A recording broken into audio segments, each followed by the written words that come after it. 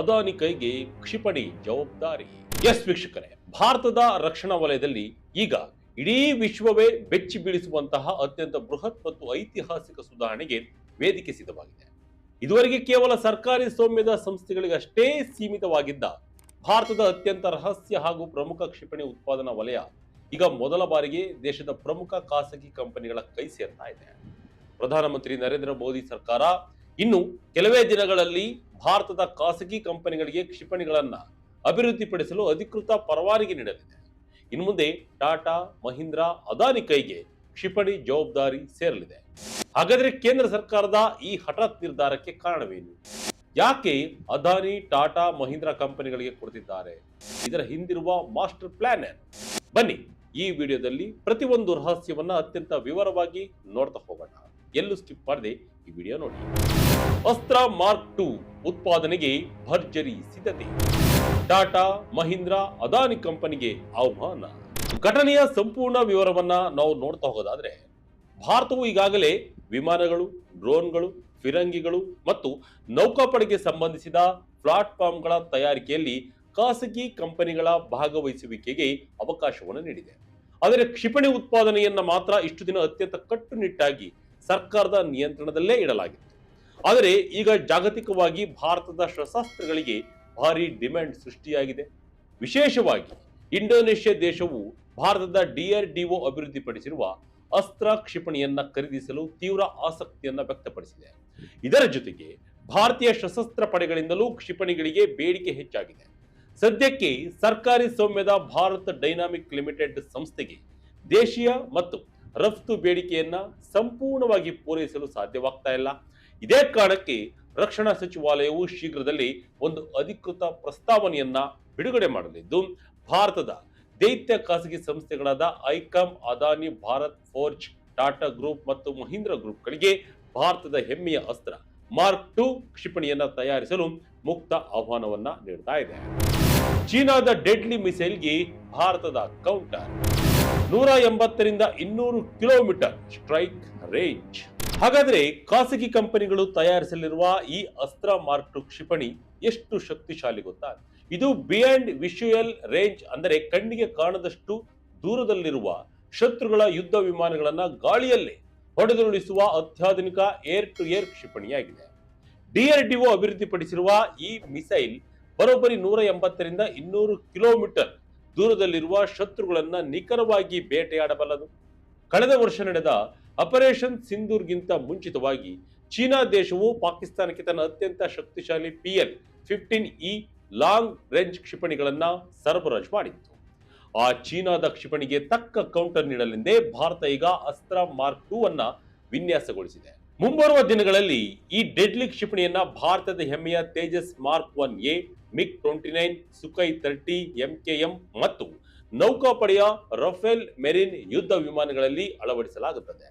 ಇದು ಭಾರತದ ವಾಯುಪಡೆಯ ತಾಕತ್ತನ್ನ 100 ಪಟ್ಟು ಹೆಚ್ಚಿಸಲಿದೆ. 500 ಕಿಲೋಮೀಟರ್ ವ್ಯಾಪ್ತಿಯ ಪ್ರಳಯ್ ಕೂಡ ಖಾಸಗೀಕರಣ. ವೀಕ್ಷಕರೇ, ಕತೆ ಇಲ್ಲಿಗೆ ಮುಗಿಯುವುದಿಲ್ಲ.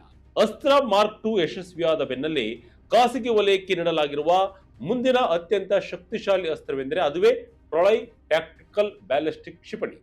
ರಕ್ಷಣಾ ಇಲಾಖೆಯ ಆಪ್ತ ಮೂಲಗಳ ಪ್ರಕಾರ ಪ್ರಳಯ್ ಕ್ಷಿಪಣಿಯ ಅಭಿವೃದ್ಧಿ ಮತ್ತು ಉತ್ಪಾದನೆ ಎರಡನ್ನೂ ಖಾಸಗಿ ಕಂಪನಿಗಳಿಗೆ ವಹಿಸಿಕೊಡಲು ಸರ್ಕಾರ ಪ್ಲಾನ್ ಮಾಡಿದೆ. ಈ ಪ್ರಳಯ್ ಕ್ಷಿಪಣಿ ಬರೋಬ್ಬರಿ 500 ಕಿಲೋಮೀಟರ್ ವ್ಯಾಪ್ತಿಯನ್ನ ಹೊಂದಿದ್ದು 2 ಹಂತದ ಇಂಜಿನ್ ಅನ್ನ ಹೊಂದಿದೆ. ಇದರ ಅತ್ಯಂತ ರೋಚಕ ಸಂಗತಿ ಎಂದರೆ ಇದು ಹಾರಾಟ ನಡೆಸುವಾಗ ಶಬ್ದದ ವೇಗಕ್ಕಿಂತ ಬರೋಬ್ಬರಿ 6 ಪಟ್ಟು ಹೆಚ್ಚು ವೇಗ, ಅಂದರೆ ಹೈಪರ್ಸಾನಿಕ್ ವೇಗದಲ್ಲಿ ಶತ್ರುಗಳ ನೆಲೆಗೆ ನುಗ್ಗುತ್ತವೆ. ಇದು ಭಾರತದ ಇಂಟಿಗ್ರೇಟೆಡ್ ರಾಕೆಟ್ ಫೋರ್ಸ್ನ ಅತ್ಯಂತ ಪ್ರಮುಖ ಭಾಗವಾಗಿದೆ. ರಾಕೆಟ್ ಫೋರ್ಸ್ ಸೇರಲಿವೆ ಅತ್ಯಾಧುನಿಕ ಅಸ್ತ್ರಗಳು. 300 ಕಿಲೋಮೀಟರ್ ದೂರದ ಶತ್ರುಗಳನ್ನ ಸೆದೆಬಡಿಯುವ ಪಿನಾಕ.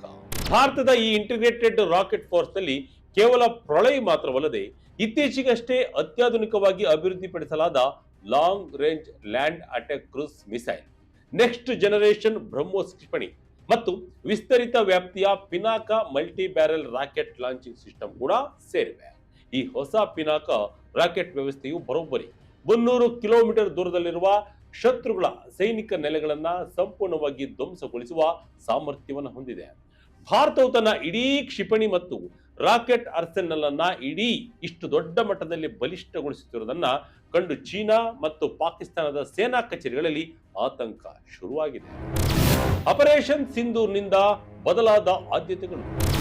ಇರಾನ್ ಅಮೆರಿಕ ಯುದ್ಧ ನೀಡಿದ ಬಲವಾದ ಎಚ್ಚರಿಕೆ.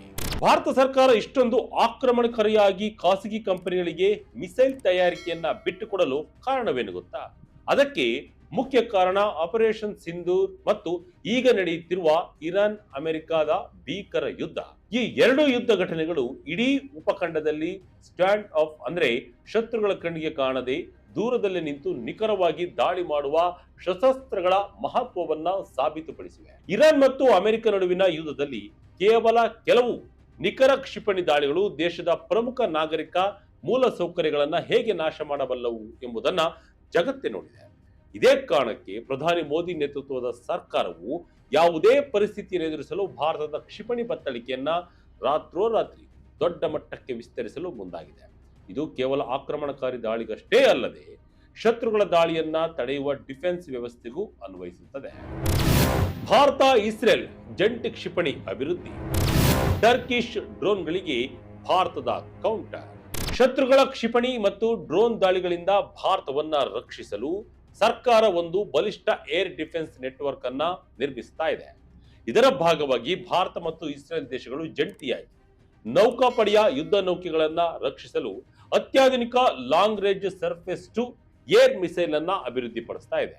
ಇದರ ಜೊತೆಗೆ ಪಾಕಿಸ್ತಾನವು ಭಾರತದ ವಿರುದ್ಧ ಬಳಸುತ್ತಿರುವ ಟರ್ಕಿ ಮೂಲದ ಅಗ್ಗದ ಡ್ರೋನ್ಗಳನ್ನ ಮತ್ತು ಚೀನಾದ ಪೀಪಲ್ಸ್ ಲಿಬರೇಷನ್ ಆರ್ಮಿ ನಿಯೋಜಿಸಿರುವ ಲಾಂಗ್ ರೇಂಜ್ ರಾಕೆಟ್ ಹಾಗೂ ಬ್ಯಾಲಿಸ್ಟಿಕ್ ಕ್ಷಿಪಣಿಗಳನ್ನ ಗಾಳಿಯಲ್ಲೇ ಹೊಡೆದು ಉಳಿಸಲು ಭಾರತವು ಅತ್ಯಂತ ಶಕ್ತಿಶಾಲಿ ಮಲ್ಟಿ ಲೇಯರ್ ಆಂಟಿ ಮಿಸೈಲ್ ಮತ್ತು ಆಂಟಿ ಡ್ರೋನ್ ನೆಟ್ವರ್ಕ್ ಅನ್ನ ದೇಶದ ಗಡಿಭಾಗಗಳಲ್ಲಿ ಸ್ಥಾಪಿಸ್ತಾ ಇದೆ.